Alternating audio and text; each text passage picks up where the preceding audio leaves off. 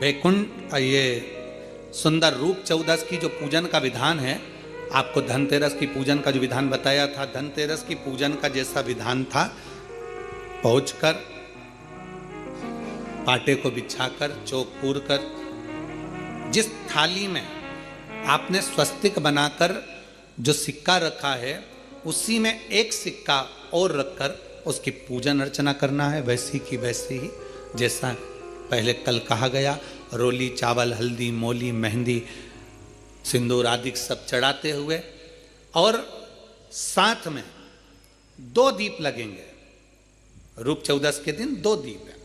एक दीप है घी का, लंबी बत्ती का, जो लक्ष्मी जी के सीधे हाथ पर आएगा। दूसरा दीप है घी का दीप भी आटे का आएगा और तेल का दीप भी आटे का आएगा। जो तेल का दीप लगेगा वो थोड़ा सा दिया बड़ा लेना, उसमें 4 लंबी लंबी बत्तियां रखना, सरसों का तेल या मीठा तेल या तिल्ली का तेल जो भी मिल जाए उसके अंदर डाल लेना। 4 बत्ती ये लक्ष्मी जी के लेफ्ट हैंड की ओर आएगी।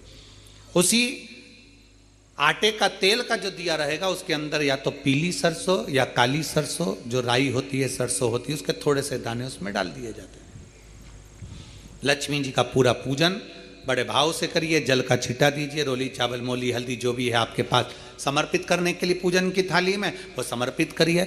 मीठे का भोग लगाइए और भोग लगाने के बाद में बड़े प्रेम से 5 कमलगट्टे, 5 हल्दी की गठान, 5 अमर बेल के टुकड़े। अमर बेल होती है एक लंबी सी बेल, पेड़ों पर चलती है, पीले कलर की, जो कि पूरे पेड़ पर छाई रहती है। उसको कहीं पर भी डाल दिया जाए वो बढ़ती चली जाती है।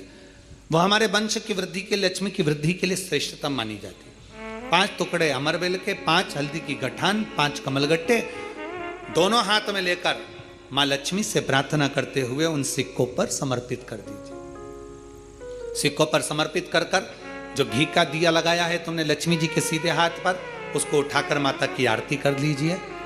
जो तेल का दिया है, घी का दिया वापिस रखकर आरती के बाद में जो तेल का दिया है 4 बत्ती वाला जो तुम जला कर रखी हो, उसको पूरे घर में घुमाकर रूप चतुर्दशी के दिन, रूप चौदस के दिन, नरक चौदस के दिन पूरे घर में घुमाकर, सारे घर के दरवाजे खोलकर बड़े प्रेम से घुमाकर मुख्य द्वार के बीच में, जो घर से बाहर निकलने वाला द्वार है, उसके ठीक बीचों बीच वो दिया 4 बत्ती का रख देना चाहिए।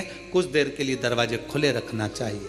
पूरे घर में माता लक्ष्मी का स्मरण करते हुए श्री शिवाय नमस्तुभ्यम बोलते हुए दिया रखकर जब वापिस आए, माता लक्ष्मी को झोली पसार कर प्रणाम कर कर कहें, माँ हमारे घर में निवास करो, आपका भंडार सदा भरा रहे, खाली ना हो। हे माँ, जैसे हम दामोदर मास की कथा का रसपान कर रहे हैं, कार्तिक मास की कथा को श्रवण कर रहे हैं, जैसे हमने कार्तिक के महत्व को जाना है और उस महत्व को जाना कि लक्ष्मी भगवान शिव की आज्ञा से जाती हैं, नारायण की आज्ञा से जाती हैं, उसी तरह आप हमारे घर में शिव और नारायण की आज्ञा से विराजमान होइए। माँ को प्रणाम करिए बड़े भाव के साथ। ऐसी ही ये रूप चतुर्दशी की पूजन का विधान है। ये रूप चतुर्दशी की पूजन का